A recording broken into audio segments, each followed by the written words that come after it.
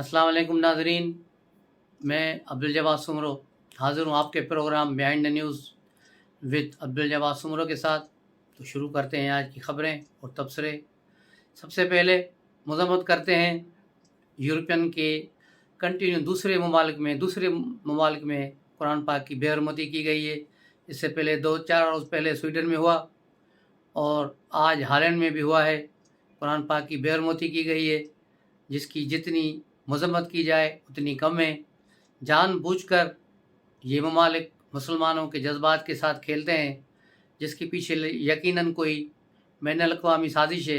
ये चाहते हैं कि फिर मुसलमान जज्बात में आकर कोई ऐसा काम करें तो फिर नेटो फोर्सेस उन ममालिक के ख़िलाफ़ हमले करें और मुसलमानों का जीना हराम करें। ये मुसलमान उम्मा के ख़िलाफ़ एक बहुत बड़ी साजिश है, जिसे सब्र और तहम्मुल के साथ और बुर्दबारी के साथ देखना होगा और किसी जज्बात में आकर कोई ऐसा फ़ैसला नहीं करना है जिससे नेटो जैसे ज़ालिमों को फिर अफ़गानिस्तान और इराक़ और शाम और लीबिया जैसे हालात पैदा करने की इजाज़त दी जाए।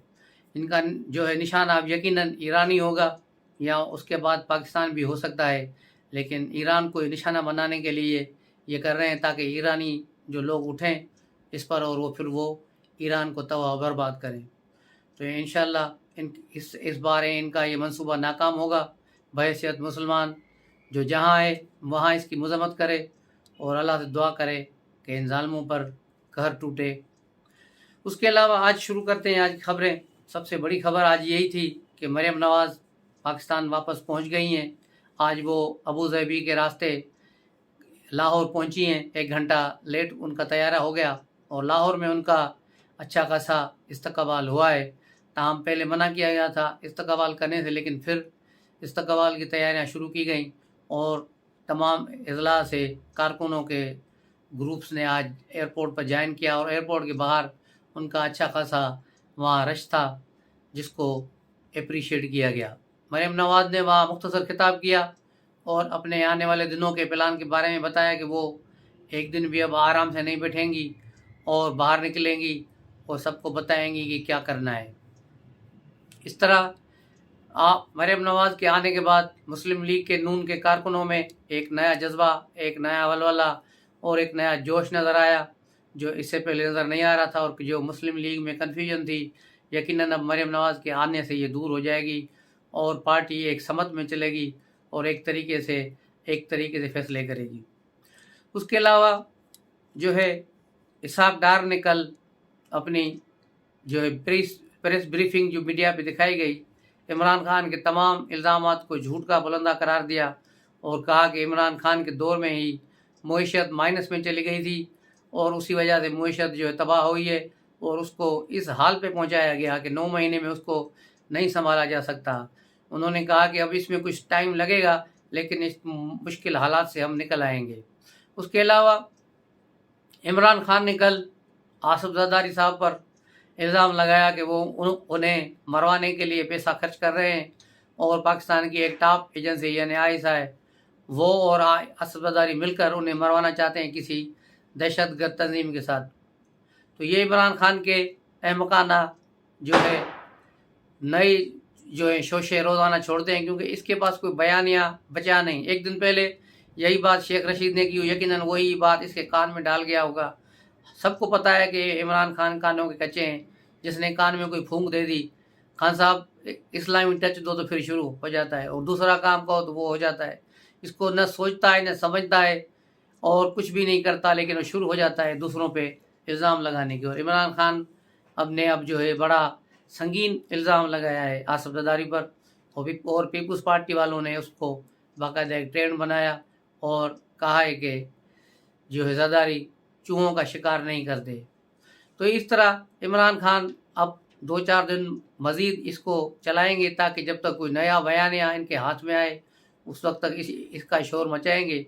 इमरान खान क्योंकि टोटली मायूस हो चुके हैं, ज़हनी इंतशार का शिकार हैं और इन्हें किसी ज़हनी जो है बीमारी की हॉस्पिटल को दिखाना चाहिए। इससे पहले भी इमदाद सुमरो ने इंकशाफ किया था कि लाहौर में एक रात अचानक इसकी तबीयत ज़हनी तौर पर बहुत ख़राब हो गई, तो इन्हें शौकत खाना में भेजा गया और वहाँ डॉक्टरों ने इसे दवाएं तजवीज़ की थी। तो इसकी ज़हनी हालत बहुत ख़राब है।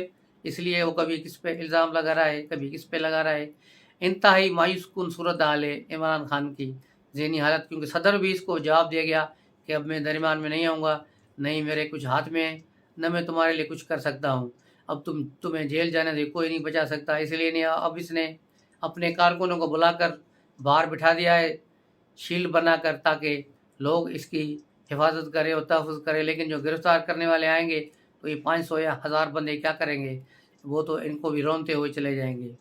تو یہ صورتحال ہے عمران خان کی۔ اس کے علاوہ بلاول بھٹو 30 تاریخ کو روس کے دورے پر جا رہے ہیں، دورہ دورے پر، اور وہاں روسی حکام کے ساتھ کئی معاہدوں پر وہ دستخط کریں گے، اور ایک روس اور پاکستان کے تعلقات کا نیا دور شروع ہوگا، جس سے عمران خان کے روسی بیانے کو بھی جو ہے زد پڑ گئی کہ جو اس نے جھوٹ بولا تھا کہ میں رشیا گیا اور بس تیل لا رہا تھا، اس لیے میری گورنمنٹ ختم کی۔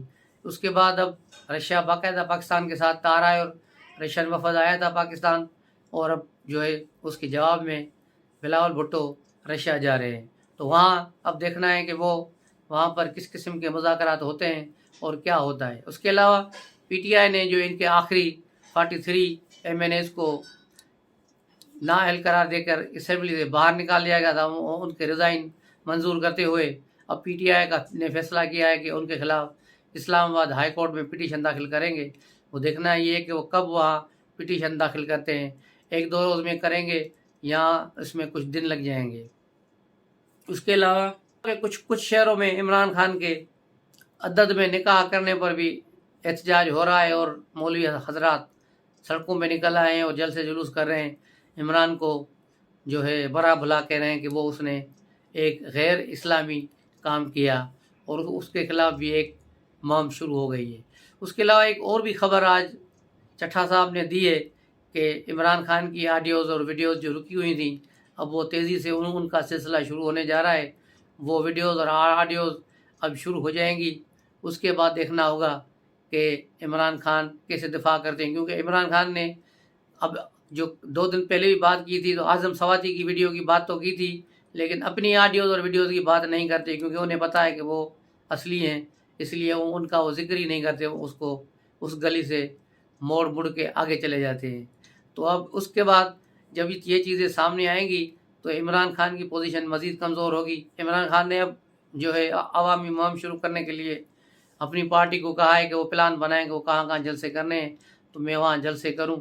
تو اب یہ جلسے جلوسوں کی سیاست عمران خان پھر شروع کرنے جا رہے ہیں۔ کل اس کی ایک ویڈیو بھی چلائے گی ٹویٹر پر کہ جس میں وہ اپنے سین میں باغ میں لان میں جو ہے گھوم رہے تھے، ٹانگ کو سیدھا کر کے چل رہے تھے، تو اس کا مطلب ہے وہ ٹھیک ہو گئے۔ ٹھیک تو پہلے ہی تھے، لیکن 3 مہینہ ڈرامہ کرنے کے بعد بالآخر اب وہ چلنے پھرنے کے قابل ہو گئے۔